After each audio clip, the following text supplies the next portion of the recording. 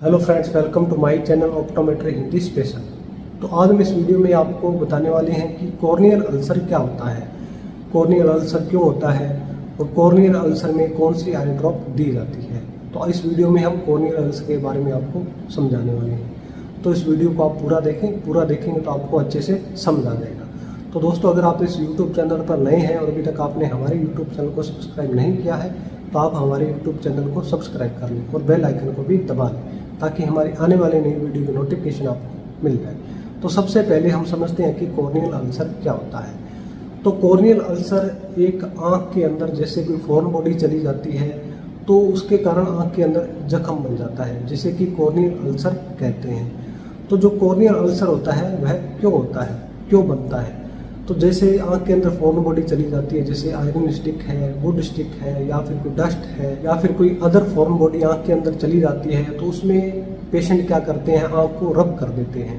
तो रब करने से आँख के अंदर जख्म बन जाता है और वह कॉर्नियल अल्सर बन जाता है। तो ज़्यादातर पेशेंट क्या करते हैं, कॉर्नियल अल्सर हो जाता है या फिर आँख के अंदर फॉरेन बॉडी चली जाती है तो वह घरेलू उपचार करता है, घरेलू नुस्खे करता है। तो घरेलू नुस्खे से क्या होता है, जो आँख का कॉर्निया होता है वह बिल्कुल डैमेज हो जाता है और उसके अंदर बहुत सारी कॉम्प्लिकेशन आ जाते हैं। तो आपके आँख के अंदर कोई फॉरेन बॉडी चली जाती है तो आप घरेलू नुस्खे या फिर घरेलू उपचार न करें और न ही किसी प्रकार की कोई दवा डालें। जो स्टेरॉइड आई ड्रॉप होती है उसका आप आँख के अंदर यूज़ न करें। तो उसमें क्या है, कॉर्नियल अल्सर में जो स्टेरॉइड होता है उससे जो अल्सर होता है वह बढ़ जाता है। तो जो स्टेरॉइड आई ड्रॉप है जैसे डेक्सामेथासोन है, बेटामेथासोन है, तो इस तरह की आप आई ड्रॉप कॉर्नियल अल्सर में ना डालें। तो जैसे ही आपके अगर कोई फॉरेन बॉडी आँख के अंदर चली गई तो आप तुरंत अपने नज़दीकी जो नेत्र रोग विशेषज्ञ है उनसे आप आँखों की जांच करवाएं। तो डॉक्टर क्या है, आपकी आँखों की जांच करके आपको कुछ कॉर्नियल अल्सर की दवाई लिखता है। अब आगे समझते हैं कि एक कॉर्नियल अल्सर में डॉक्टर कौन सी आई ड्रॉप्स देते हैं। तो अगर माइल्ड कॉर्नियल अल्सर है तो उसमें मोक्सीफ्लोक्सासिन से सही किया जा सकता है। तो एक माइल्ड कॉर्नियल अल्सर में मोक्सीफ्लोक्सासिन 0.5% दिया जाता है, जिसको कि 6 टाइम आँख के अंदर डाला जाता है। और एक मोक्सीफ्लोक्सासिन आई ड्रॉप के साथ में एक लुब्रिकेंट आई ड्रॉप दिया जाता है, जिसको कि दिन में 4 बार डाला जाता है। अगर माइल्ड कॉर्नियल अल्सर है तो इन ड्रॉप से सही किया जा सकता है। अगर सीवियर कॉर्नियल अल्सर है, जैसे आप डॉक्टर के पास जाते हैं तो डॉक्टर आपको स्लिट लैम्प पे एग्जामिनेशन करते हैं और आपकी आँख को एक फ्लोरोसेंट डाई से स्टेन करते हैं, यानी कि जो कॉर्नियल अल्सर बना है उसको हाईलाइट करते हैं, उसकी ग्रेड देखते हैं कि जो कॉर्नियल अल्सर है वह कितना बड़ा है।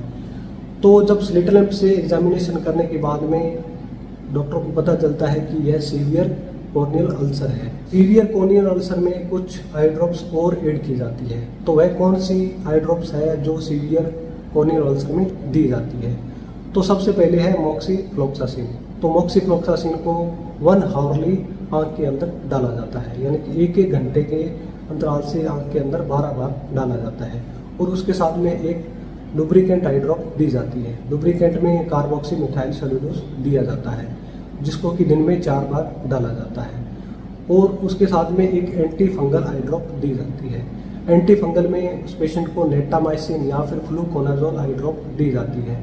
तो जो नेटामाइसिन और जो फ्लूकोना जो आई ड्रॉप है उसकी 4 बार आँख में डाला जाता है, यानी कि 3-3 घंटे के अंतराल से दिन में 4 बार डाला जाता है।